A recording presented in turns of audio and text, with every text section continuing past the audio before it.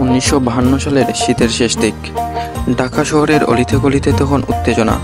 ছাত্ররা বলছে রাষ্ট্রভাষা বাংলা চাই। সরকারের মুখে তখন উর্দু চাপিয়ে দেওয়ার ষড়যন্ত্র। এই উত্তাল সময়ে এক ছেলে, নাম শফিক উদ্দিন, বয়স মাত্র 17, পেশায় ছিলেন একজন রিক্সার মেকানিক। কিন্তু মনের ভিতরে ছিল আগুন, বাংলাকে ভালোবাসার আগুন।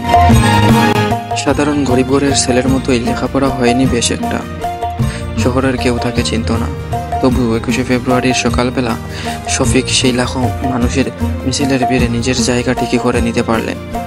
কিন্তু সে জানতো না, হয়তো সে ফিরে আসবে না। কিন্তু সে জানতো বাংলা ভাষাকে ফিরে না আনা পর্যন্ত সে থামবে না। সেই দিন মিছিল এগিয়ে যাচ্ছিল ঢাকা মেডিকেল কলেজের দিকে। হঠাৎ চারিদিক কেঁপে উঠল গুলির শব্দে। চারিদিকে আতঙ্ক, সে কি মানুষের দৌড়াদৌড়ি, বাঁচার আপ্রাণ চেষ্টা। সবাই বাঁচতে চাইল, কিন্তু শফিক এগিয়ে গেল এক বন্ধুকে গুলিবিদ্ধ অবস্থায় পড়ে থাকতে দেখে।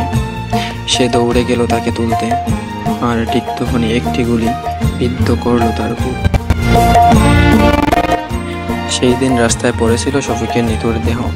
কেউ জানে না সে কে, কোথা থেকে এসেছিল, কিন্তু তার রক্তে ভিজে গেল রাজপথ। আর সেই রক্তে আজও রঙিন করে রেখেছে আমাদের ভাষা। শফিক ছিল না কোনো নেতা, ছিল না কোনো বিখ্যাত মুখ। সে ছিল বাংলার এক নীরব সৈনিক।